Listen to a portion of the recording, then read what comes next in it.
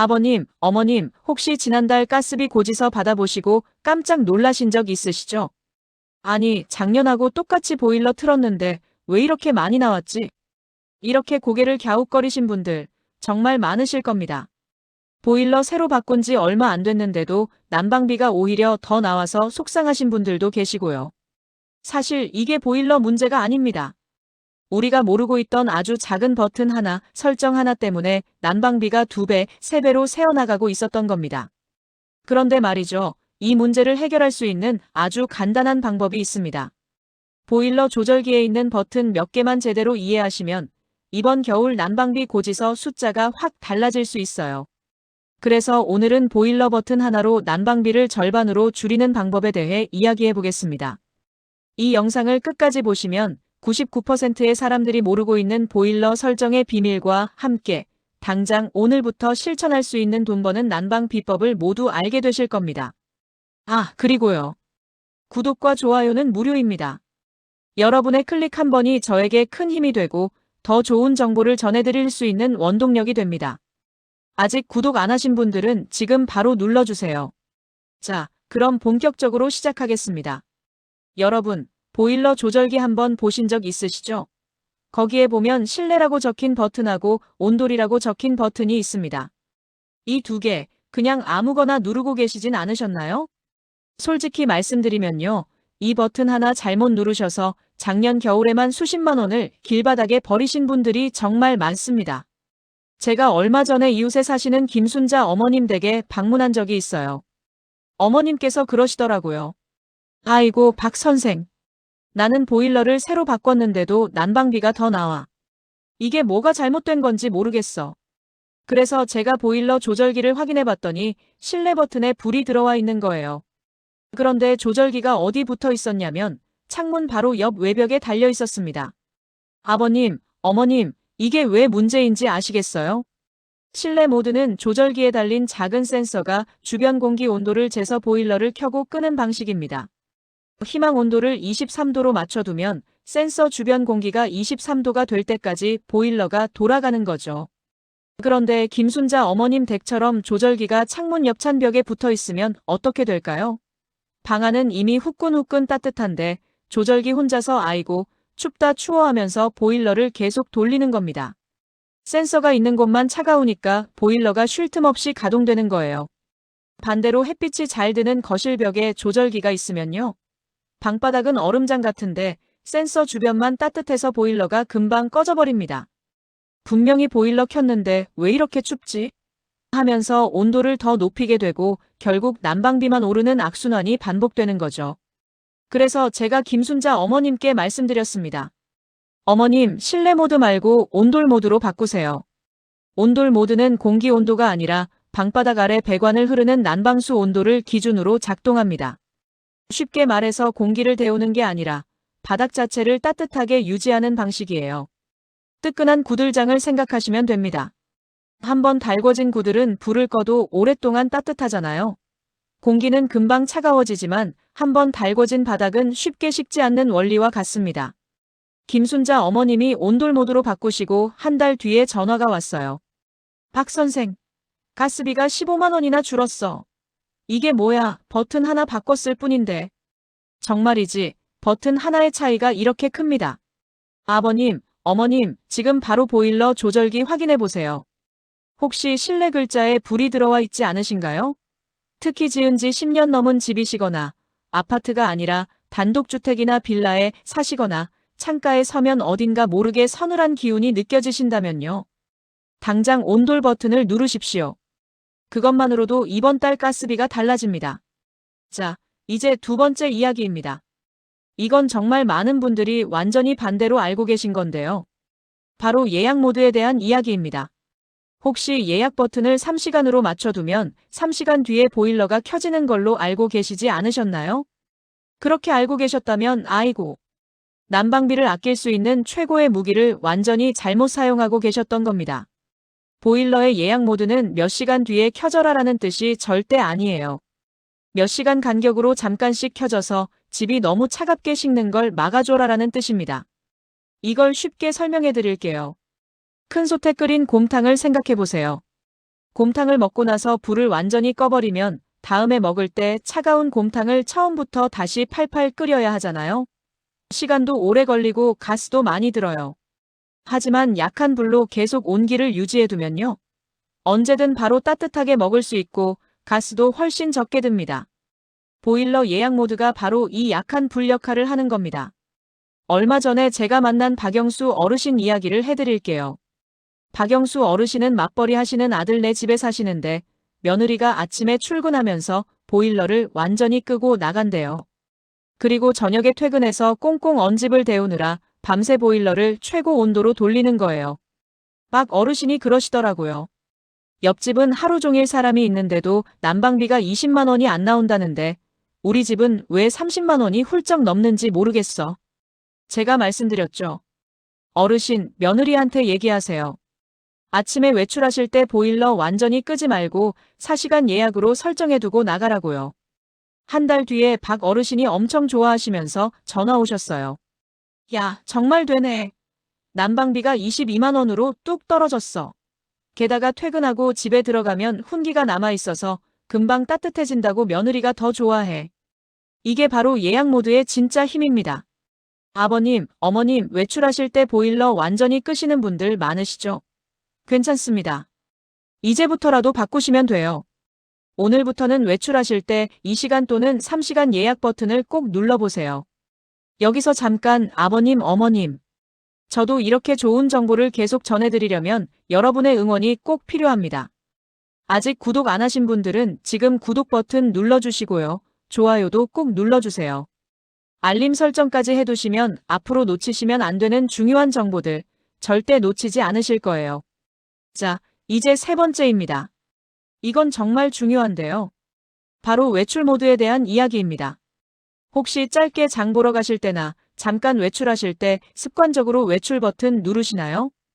그렇다면 이 부분 꼭 집중해서 들으셔야 합니다. 여러분의 돈이 줄줄 새는 가장 큰 구멍일 수 있거든요. 결론부터 말씀드리면요. 외출 모드는 난방비 절약 기능이 절대 아닙니다. 외출 모드의 진짜 이름은 동파 방지 모드입니다. 집을 아주 오랫동안 비울 때 추운 겨울에 보일러나 배관이 얼어 터지는 걸 막기 위해 최소한의 기능만 유지하는 비상 모드예요. 이 모드는 보통 실내 온도가 8도 이하로 떨어지는 극한 상황에서만 잠깐 작동했다가 바로 멈춥니다. 몇 시간 정도의 짧은 외출에서는 거의 작동하지 않아요. 그냥 꺼져 있는 거나 마찬가지입니다. 문제는 이걸 매일 출퇴근할 때, 잠깐 마트 갈 때 사용하는 경우예요. 보일러가 종일 멈춰 있으니 그 사이 집안의 벽과 바닥 공기가 돌덩이처럼 차갑게 식어버립니다. 그럼 집에 돌아와서 외출 모드 끄고 난방을 시작하면 보일러가 이 꽁꽁 언 집 전체를 데우기 위해 문자 그대로 사투를 벌입니다. 냉동고에 있던 고기를 해동도 안 하고 바로 굽는 것과 같아요. 열을 아무리 가해도 속은 익지 않고 겉만 타는 것처럼 보일러가 몇 시간 동안 최대 출력으로 미친 듯이 돌아가도 집은 빨리 따뜻해지지 않고 가스 계량기 숫자만 무섭게 올라가는 겁니다. 그래서 제가 항상 말씀드리는 337법칙이 있습니다. 3시간 이내의 짧은 외출은요. 그냥 평소 설정 온도보다 3도만 낮춰두세요. 23도로 생활하셨다면 20도로만 맞춰두시는 겁니다. 하루 이틀 정도 집을 비우시는 경우는 예약 모드를 34시간 간격으로 설정해두시는 게 가장 좋습니다. 그리고 7일 이상, 일주일 이상 장기 여행이나 귀성 등으로 집을 비우실 때 그때만 외출 모드를 사용하시는 겁니다.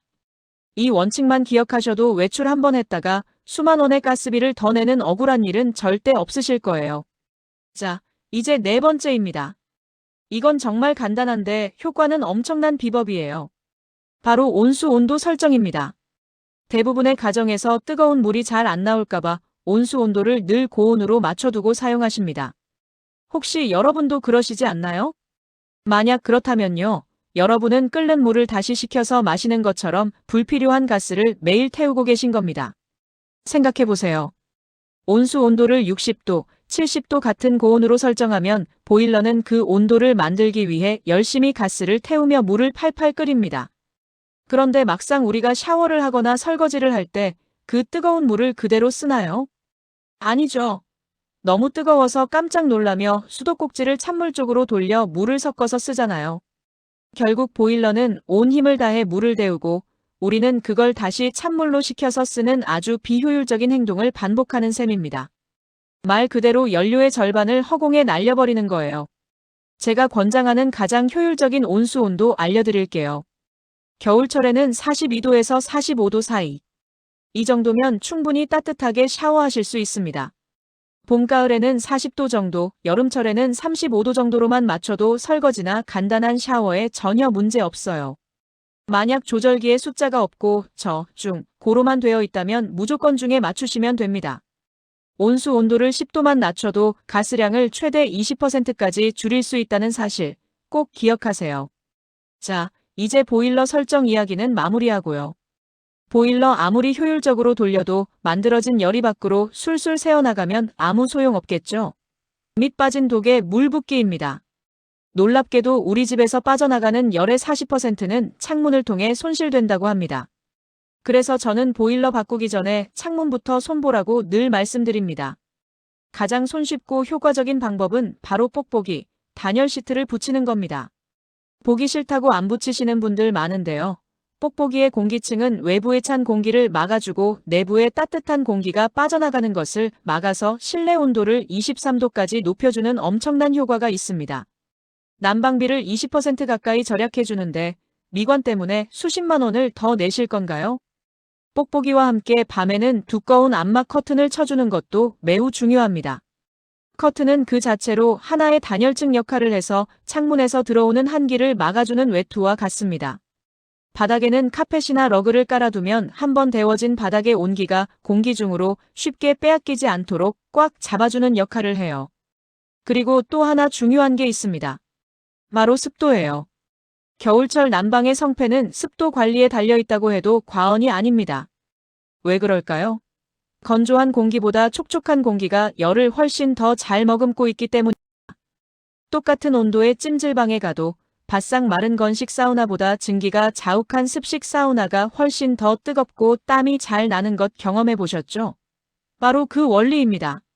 실내 습도를 4060% 사이로 유지해주면 열이 공기 중의 수증기 입자들에 붙잡혀서 오랫동안 머물게 됩니다. 그 결과 실제 온도는 같지만 우리 몸이 느끼는 체감 온도는 2도 이상 올라가 훨씬 더 포근하고 아늑하게 느껴지는 거예요. 가습기가 없으시다면 젖은 수건이나 빨래를 실내에 널어두는 것만으로도 충분합니다. 분무기로 커튼에 물을 뿌려주거나 방 안에 귤 껍질이나 사과 껍질을 놔둬도 천연 가습 효과가 있어요. 마지막으로 꼭 말씀드리고 싶은 게 있습니다. 난방비 아끼신다고 집에서 춥게 지내시다가 덜컥 병이라도 나시면 아낀 난방비의 수십 배, 수백 배가 병원비로 나가게 됩니다.